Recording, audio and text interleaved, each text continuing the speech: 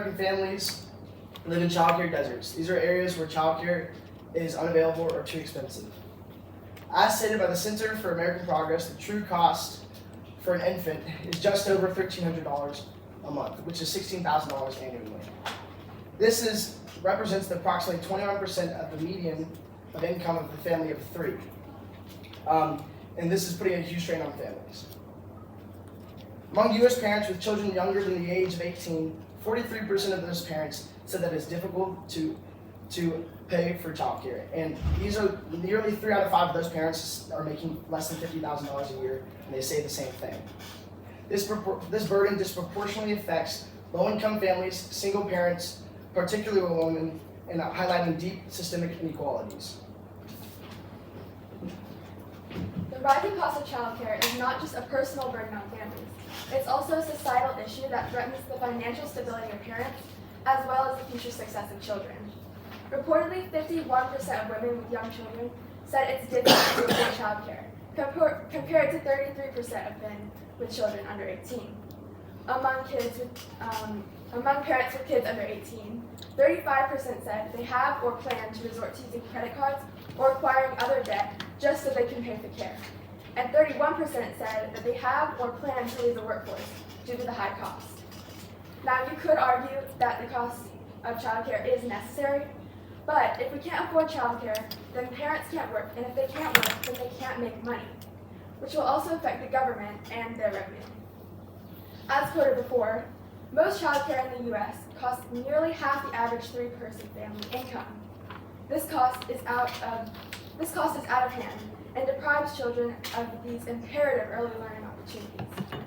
According to the Center of American Progress, increasing spending on preschool just 0.6% of our GDP would put us up to par with countries such as Germany and Poland, who have some of the highest levels of childcare in the world, resulting in an additional $30 billion per year for early childcare education.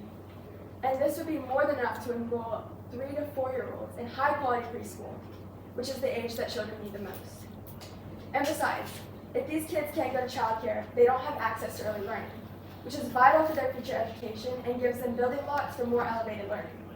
Without the space, it becomes hard for them to get the full benefits of a good education and makes it difficult for them to get into colleges and well-paying jobs later. Universal childcare is a key to unlocking a more economically stable future and will foster a society that values its members and empowers families to thrive. It's a promise to children of America that will invest in their well-being in the future. This lack of access to high-quality childcare prevents parents from fully participating in the workforce, putting them back from a career and educational opportunities and placing a drag on our entire economy. According to Center of American Progress, we lose $78 billion per year. Families lose $78 billion per year in foregone earnings and job search expenses due to the system's failure. Productivity challenges cost employers $23 billion. As a result, the government loses $21 billion each year thanks to lower federal, state, and local tax revenue. For families that are headed by a divorced parent or in a household of color, this childcare price is almost a quarter of the family's income, up to 60% of total household income. You cannot argue that that is sustainable for families. In a country as wealthy as the United States, it is absolutely unacceptable that families are forced into debt or driven out of the workforce due to really high childcare costs. Time. Negative, you now have 4 minutes for your opener. Ladies and gentlemen, today we're debating whether the U.S. ought to guarantee universal childcare, and we stand against this idea. While it sounds appealing, there are some big problems. First, government-run childcare often ends up with lower quality due to overcrowding and less personal attention for children. There's also a shortage of childcare centers and qualified staff to support a national system. Next, it can take away from valuable family time, leaving parents less involved in their child's growth. Finally, it would put a heavy financial strain on the U.S., which is already facing major monetary issues. For these reasons, we don't think universal childcare is the right choice. So our first point is a national universal childcare system would struggle due to the shortages of childcare centers and workers. This necessary infrastructure just wouldn't be in place at this time. The 2023 report found that 80% of U.S. childcare centers are understaffed due to low wages. Building new centers and training workers will take a long time and be expensive, leaving families waiting for years. Meanwhile, existing centers might become overcrowded and overwhelmed. If hiring is rushed, this could lead to poorly trained staff and low pay, causing by burnout and high turnover. The instability would hurt families needing reliable care and child care workforce.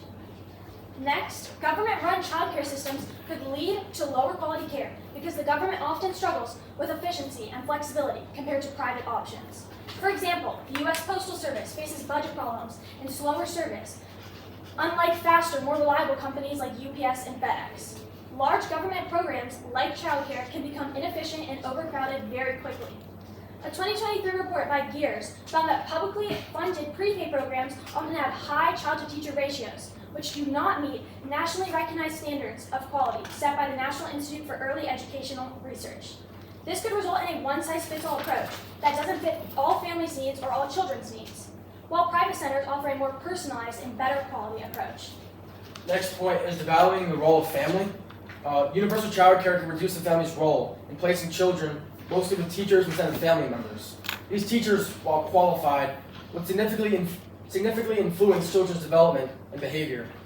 Children in full-time care may spend 40 to 50 hours a week, which is nearly 60% of their time awake. Parents might feel upset or disconnected since they only see their children in the evenings.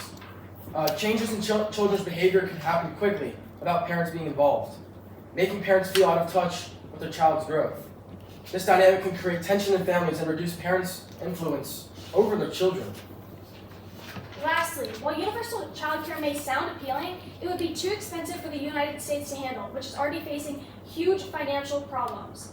A 2021 report from the Committee for a Responsible Federal Budget estimated that such a program will cost up to $700 billion in the span of 10 years. This funding would have to come from one of four problematic options.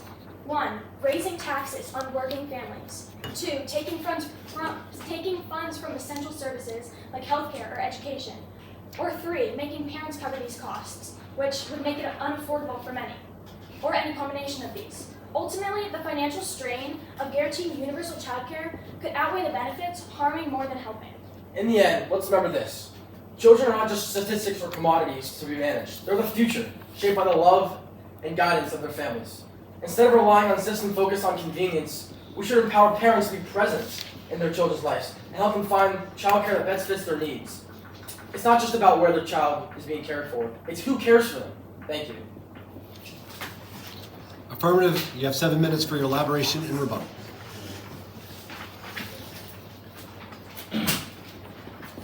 You mentioned the financial strain this could put on our economy and how it could be more expensive to implement universal childcare. However, according to a March 2022 poll by the First 5 Years Fund, 85% of Georgians say that childcare and early learning programs are a good investment of taxpayers' money. Even 78% of those who say federal spending is too high also believe childcare to be a good investment. And if done right, taxes don't even need to be increased. National Academies of Sciences and Engineering and Medicine said that it would cost around $140 billion annually to introduce a universal childcare, with this estimate being on the higher end. Looking at the government spending released by the U.S. Government Accountability Office just last year, it's clear that billions of dollars are going down the drain due to poor management. For example, $175 billion were paid out to people who were either dead or were not part of the government program anymore. This is enough for a whole year of universal childcare.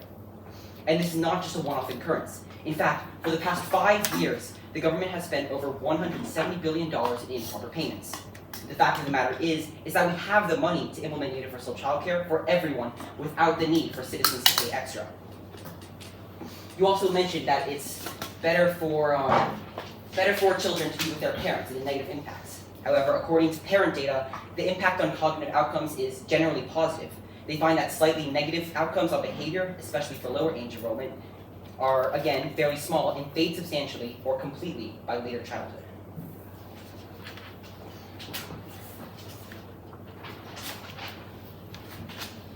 Another thing you guys mentioned was that a universal child care system could become a one-size-fits-all, low-quality system. While when it comes to child care, there is no one-size-fits-all system. Different families have different care needs, so not every child, so child care can also not fit into a one-size-fits-all model. Public schools have already combated this issue through groups like PTA and school councils.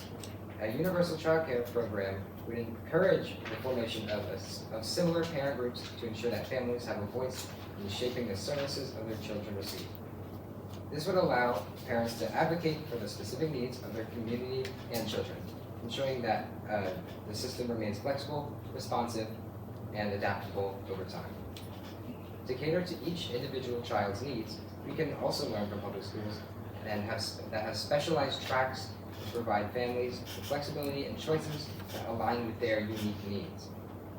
A universal child care system could similarly offer diverse settings such as home-based, center-based, and community-driven options to cater to different family structures, work schedules, and cultural preferences. Adding on to the point of one size fits all, time adaptability and like schedules comes into play.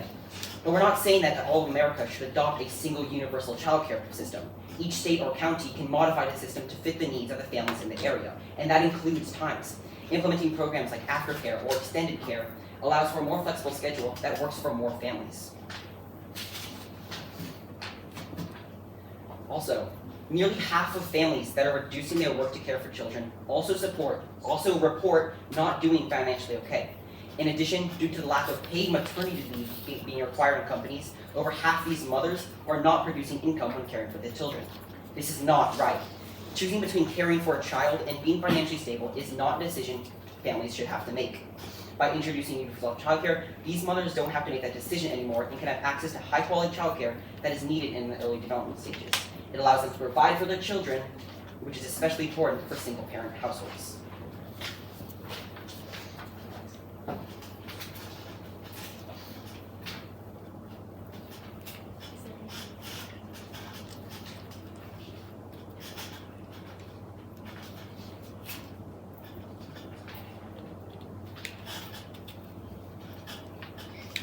Right.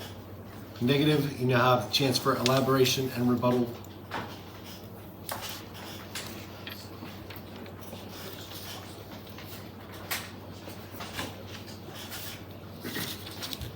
One main thing that we want to rebut is that some people will use childcare even though they do not need it. Take Canada's childcare system, for example. The government offers subsidies to these childcare programs and makes it really cheap to give it off, a $10 a day program. And nearly 50% of parents who have a child on a wait list have a child on a wait list for one of these programs, meaning that so many people are using it even though they don't need it, or they don't need it as much as other people might need it. This is due to the overwhelming number of parents who are putting the children in childcare due to its cheapness.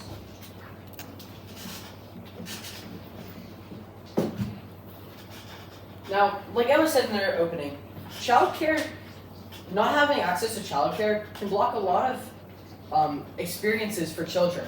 But that's actually a fallacy, because when you spend time with your family or with your mom or your dad or whoever's taking care of you at home, you can get even more experiences.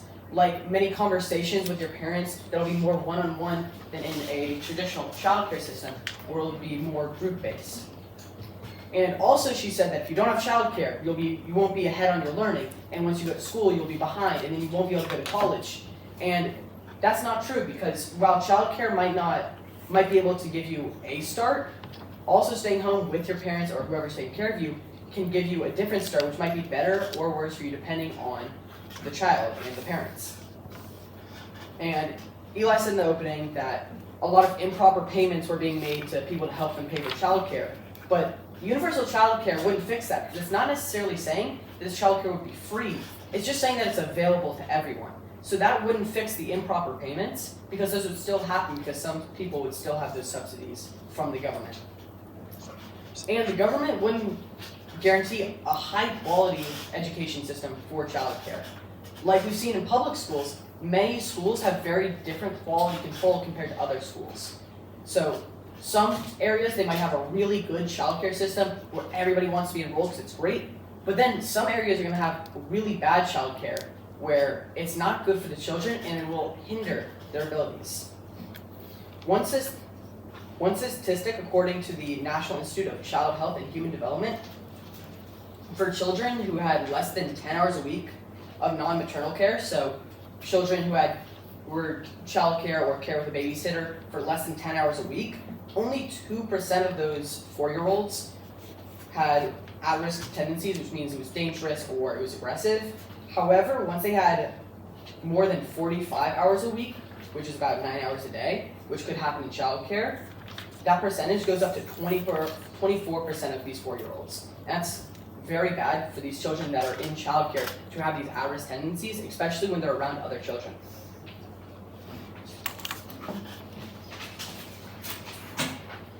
Charles, you spoke about how the U.S. has a lot of childcare deserts. How would the U.S. change or help alleviate some of those areas where there aren't a lot of childcare systems, especially because low-income families have access to childcare from government currently? A targeted approach might be better. Instead of offering childcare for everyone, it might make more sense to focus on helping families who really need it. Rural areas like you speak about that have childcare deserts might not benefit from this system implementation. It could be difficult and expensive to set up childcare centers in rural areas, so families in these places might not see as much benefit from a universal program. It's hard to get access and keep that system in place at a high quality like we discussed. Targeted programs that focus on the families who need childcare the most, like low-income households, can provide these same benefits without incurring the massive expense of a universal system. As we've seen in Georgia itself, we currently have a system. While not perfect, it provides different levels of care. It addresses the specific needs for families, so programs like Head Start and Pre-K are designed to ensure that low-income families have access to childcare and early education. We have 3 systems currently in place in Georgia.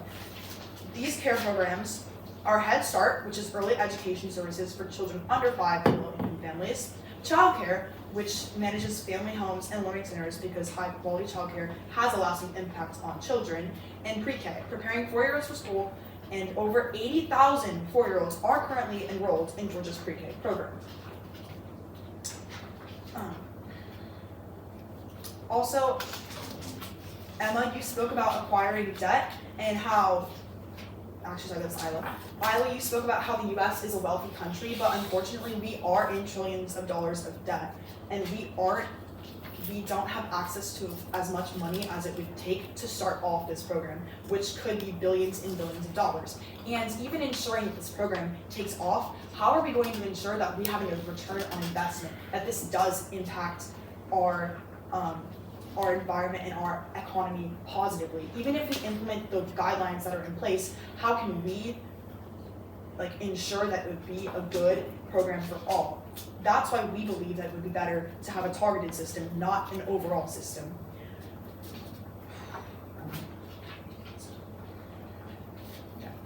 Also, lower quality care could cause stress. If the childcare system isn't high quality, like we discussed earlier, it could actually cause more stress for parents and children rather than reducing it. Some believe children, especially very young ones, need more time with their parents for healthy emotional development. Also, when we speak on the economic impact of families leaving the workforce, a lot of families opt to leave the workforce because they want to, not because they have to. Not all parents want or need to return to the workforce full time. Universal childcare could push parents into making economic decisions that don't align with their personal or family goals, especially if the societal expectation shifts towards government providing care. The argument that early childhood education improves long-term success overlooks the fact that family-based care can be equally or even more beneficial for more children, or some children. Many parents prefer to raise their child at home during the early years, where values and attention to personal development can be stronger than in institutional settings. It's also important to note that quality in childcare isn't guaranteed, which we've mentioned many times. You can't guarantee that your child is going to be getting the exact care that you want for them, and there's no way to customize that. Public spending and long-term savings. So while proponents argue that universal childcare will save public money in the long run by reducing welfare, Time. Now, parents want to stay home with their children, but they can't. They're forced to go and get money for their kids. And this is why, because parents can't stay home, people use childcare for a good option for their children when they can't stay home.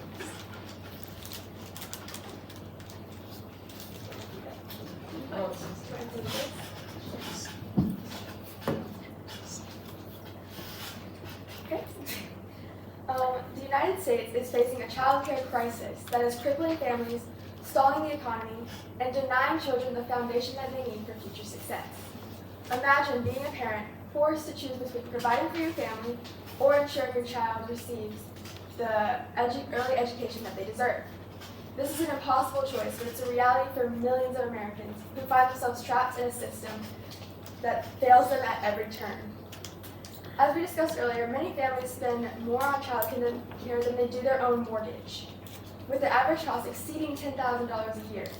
More than half of Americans live in childcare deserts, areas with no affordable or accessible options. And while the rest of the world moves forward with universal and accessible childcare, the United States lags behind, leaving American children and families in a vulnerable position. Universal childcare isn't just nice to have, it's a necessity, and it's not about ensuring that children it's not just about ensuring children that enter kindergarten with the skills that they need to succeed, but it's also about supporting working parents so that they can pursue their careers and contribute to the economy.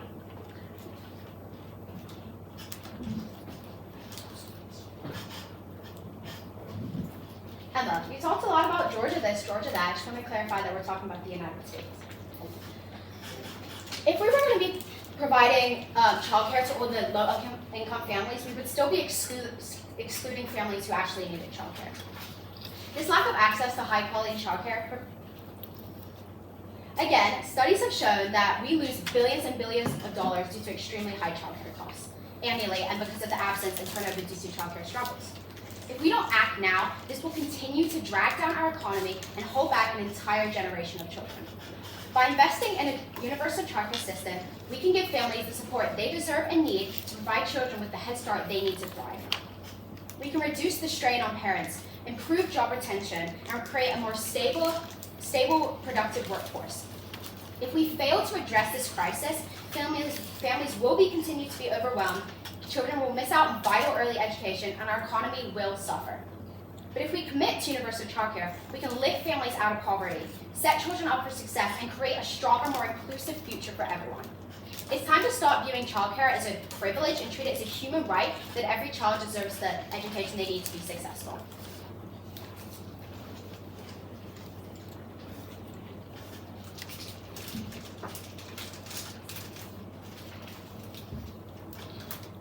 All right, negative team, you now have 5 minutes for your close and rebuttal. First of all, I wanted to talk a little bit about what Rex said. He said that government-run childcare would not be a size fits all, which is a hasty generalization fallacy. A hasty generalization fallacy, you might remember being a statement made after considering just one or a few examples, not the entire argument. Isla, you also said that I used Georgia and you wanted to clarify that it was the US. We used Georgia as an example because it was heavily applicable to the group of people in this room, since we all live in Georgia. It was an analogy meant to kind of elicit some understanding. It would be relative because we live in the state, but we can talk about how it was more applicable in the US in one moment, and we kind of interwoven that throughout our entire argument. Also, in your opening, you talked about how money management could set up childcare to be paid for, but money management is a separate matter that should be focused on more, prioritarily. We should prioritize it over childcare because it's something that can benefit all economic impacts of the U.S. Also, we wanted to clarify that childcare. This debate is not about free childcare. It's about whether or not the U.S. should have childcare as a system. Not all kids need childcare. Staying at home may be better fits for multiple kids, especially thinking about children with special needs or different abilities than other ones. They might need specialized care from their parents because others might not understand what they need. Talking about equality a little bit, because you included it in your argument, gender equality wouldn't be fixed by a system of universal childcare. Childcare might help some women work, but it won't solve bigger issues like the pay gap, or workplace discrimination. Also, universal childcare may pressure families to use it. some parents might feel forced to choose childcare instead of staying home, even if they prefer other options like part-time work. Like she was saying about Isla's point, we're using we're using Georgia as an example to show the entire U.S. But actually, those Georgian examples that she showed of how Georgia can pay people so that they have enough money to use childcare is just one part of a whole nationwide system. The U.S. actually gives a certain amount of money to every state and territory to give out money just for giving money to people for childcare. These are the specific systems in Georgia, but they have systems just like this in North Carolina, Nebraska, everywhere across the entire U.S. Because it's not just here, it's everywhere. And like she was saying, with what we're arguing, it's not that childcare is going to be free for people, it's that it's going to be available for everyone. So yes, it might fix those childcare deserts, but it's not going to fix the problem of it being too expensive, because it still might be too much money for some people.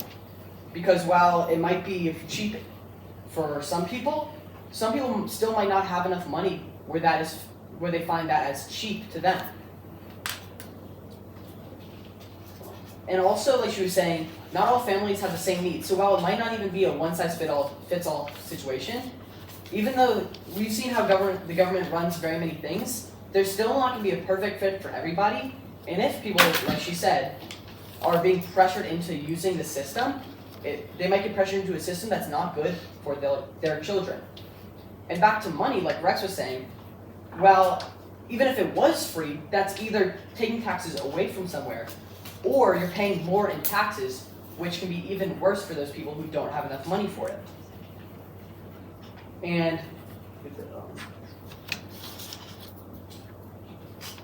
And also, like, with the money, children aren't inexpensive. They're very expensive to have. And when you have a child, you go into that knowing, I'm gonna have to spend a lot of money on this child.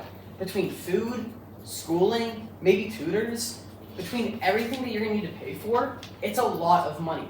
And knowing that childcare is one of those things, it just gives you another thing to think about before having a child so that you're prepared when you have a child.